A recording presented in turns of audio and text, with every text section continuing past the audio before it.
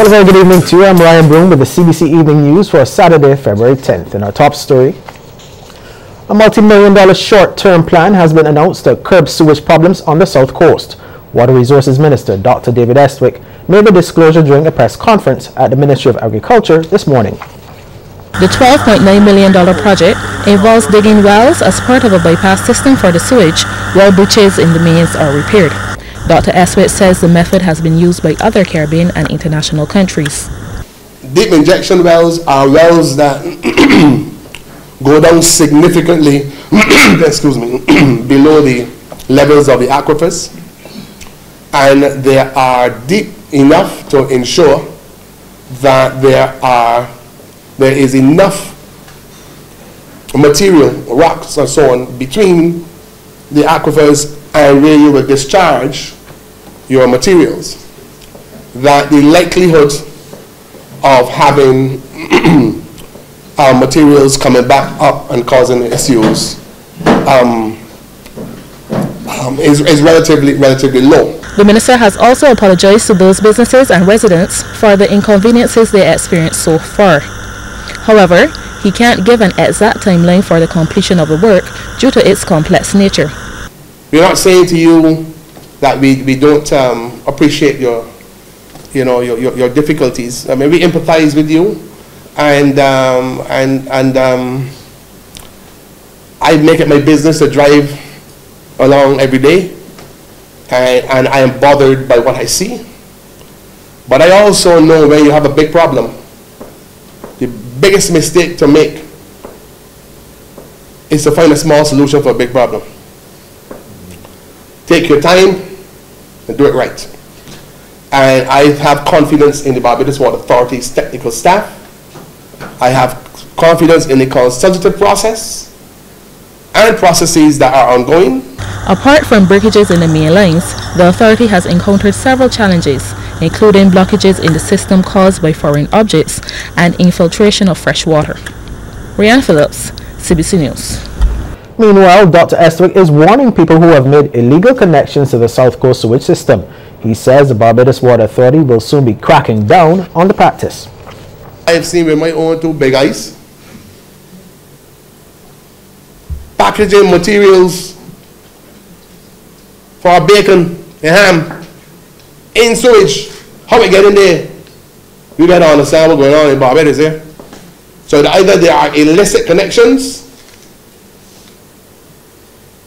and if the illicit connections, I can tell the general manager or the responsible for the Barbados Water Authority and his manager responsible for the wastewater, prosecute those people who have illegal connections and doing foolishness.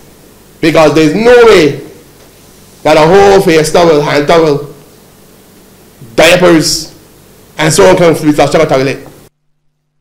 In other news now, a government minister has fallen victim to crime in Barbados. Minister of Foreign Affairs, Senator Maxine McLean, was robbed around 3:30 this afternoon at the Royal Bank of Canada at University Drive, Blackrock, St. Michael. Police say Senator McLean had visited the area to use the ATM when she was approached by a masked man. The man assaulted Senator McLean, striking her on the side of her face with his hand, and pulled her handbag from her grasp before fleeing the scene. The police are appealing to anyone who can provide information to assist with these investigations to contact the nearest police station or Crime Stoppers at 1-800-TIPS. They are also reminding the public to exercise caution while using ATMs across the island. Well, the parents of a 19-year-old girl who was reportedly discovered in a locked room and in a malnourished state in their St. Philip home have been granted bail after appearing in court today on confinement charges. Bail in the sum of $5,000 each was granted when they appeared before a magistrate Cuffy Sergeant in the District A Magistrates Court. They were not required to plead to the indictable charge. The husband and wife, 49-year-old Antonio Marcus Fitzpatrick and 47-year-old Stacey Fitzpatrick, both of Burton St. Philip, were jointly charged with the offense of wrongful confinement of their daughter between July 1st last year and February 7th this year.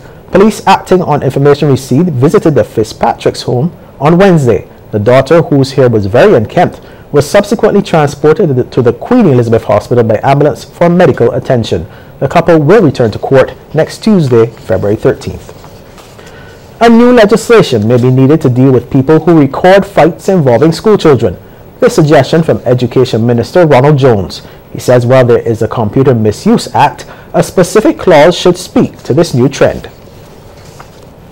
Perversion, really, if you want to call it that, of persons now who either incite, excite, or just simply stand by and watch this level of behavior degrade and downgrade, and then using their cameras to record that. One might have to develop a body of law to now seek to adjust that behavior. And the minister also made clear the ministry's position on the police force's decision to stop and search a public service vehicle transporting schoolchildren. We support the Royal Barbados Police Force at different intervals, boarding any bus when they have a suspicion that somebody's or somebody might be in possession of any implement that can cause serious harm or death. That is supported by us unequivocally. So there's no debate on that issue. We take a pause here, but we return with more news after the break. Welcome back. Well, new Democratic Labour Party candidate Kim Tudor has hit the ground running in her quest to claim the St. Michael North seat. Accompanied by members of the DLP, she today conducted a mass canvass of the Eden Lodge area. During the walkthrough, Ms. Tudor also met with Minister of Transport and Works Michael Lashley to discuss the state of some of the roads in the constituency. She says she has been listening carefully to the voices of the people, and her focus is on the youth, leadership and community development to help restore the legacy of the area. My key area is achieving national progress community by community. Of course, my first community and my focus is St. Michael North, but I'm looking at things like economic prosperity and economic development, quality growth, and using creative strategies to help the community. This is a community that says to me, we help ourselves and we want to continue to help ourselves. Just create that kind of environment that we can help ourselves. And that is what I'm about. That is what my background has been, creating the environment that people can help themselves. In other news now, a local group is worried about the state of the island's former railway. President of the Hiking Association of Barbados, Sandra Archer, says more needs to be done to maintain the track as some sections have either eroded, been destroyed or blocked by developments. It is still government property, and I'm not sure if everyone knows that, and we do have persons taking over the train line that really they shouldn't be. And we would like to have a program where we can permanently mark the train line, and we are appealing for assistance in this. It's a national treasure, it's a beautiful route, and I think it is something that we should try to maintain. And the hikers are very willing to assist in this manner. Now, Ms. Archer was speaking at the media launch of the Colin Hudson Great Train Memorial Hike. During the event, which is held annually, participants are taken on a tour of the train route.